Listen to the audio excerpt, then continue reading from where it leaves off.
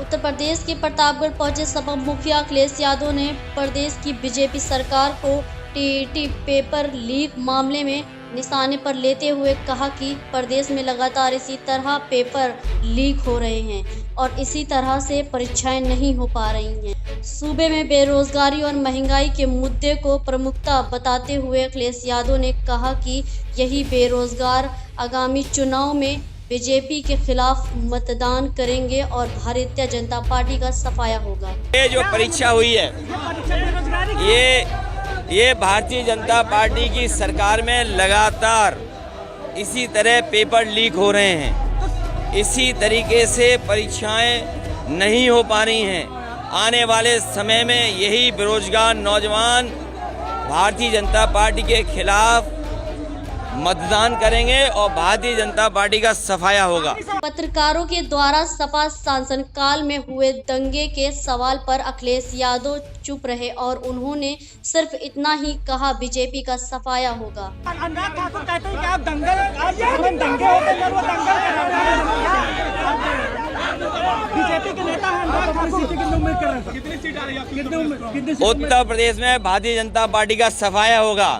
इतना ही नहीं, सूबे के मुखिया योगी आदित्यनाथ की पैदल यात्रा पर चुटकी लेते हुए सपा सुप्रीमो अखिलेश यादव ने कहा, आप लोगों ने देखा होगा योगी जी सड़कों पर मार्च कर रहे हैं, लेकिन जब मार्च आएगी तो जनता इनका मार्च कर देगी।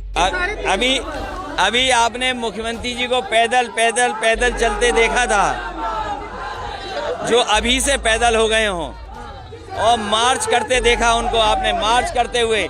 जब मार्च आएगी तो जनता इनका मार्च कर देगी।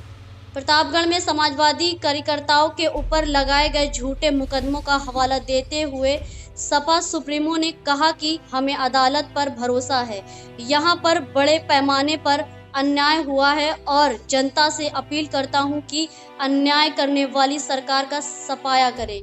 एक बात जरूरी है, इतना अन्याय कहीं नहीं हुआ होगा जितना प्रतापगढ़ में समाजवादी कार्यकर्ताओं के ऊपर झूठे मुकदमे लगे हैं। बड़े पैमाने पर अन्याय हुआ है। ये अन्याय जो हुआ है, मैं अपील करता हूं जनता से कि अन्याय करने वाली सरकार का सफाया करें।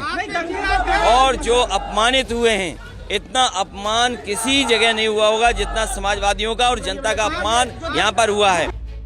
कभी समाजवादी पार्टी में सरकार की नाक का बाल कहे जाने वाले प्रतापगढ़ कुंडा के रघुराज प्रताप सिंह उर्फ राजा भैया के बारे में पत्रकारों ने सपा सुप्रीमो से उनकी नाराजगी के बारे में सवाल पूछा तो उन्होंने राजा भैया को पहचानने तक से इनकार करते हुए पत्रकारों से ही पूछ लिया, ये कौन है।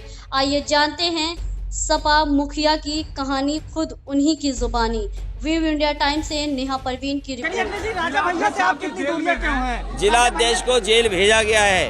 ये याद रखें, जो लोग इस तरह का कार्रवाई कर रहे हैं, हमें न्यायालय पे भरोसा है। न्यायालय पे हमें भरोसा है, न्यायालय न्याय करेगा। राजा भैया से इतनी नाराजगी क्यों है आपको? ये कौन है? किनका नाम ले रहे हो आप? कौन ले नाम ले रहे हो?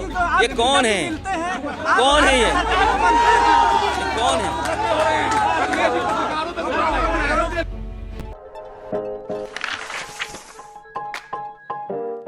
अपने आसपास और देश विदेश की खबरों से अपडेट रहने के लिए व्यू इंडिया टाइम्स को यूट्यूब में सब्सक्राइब, लाइक और शेयर करें।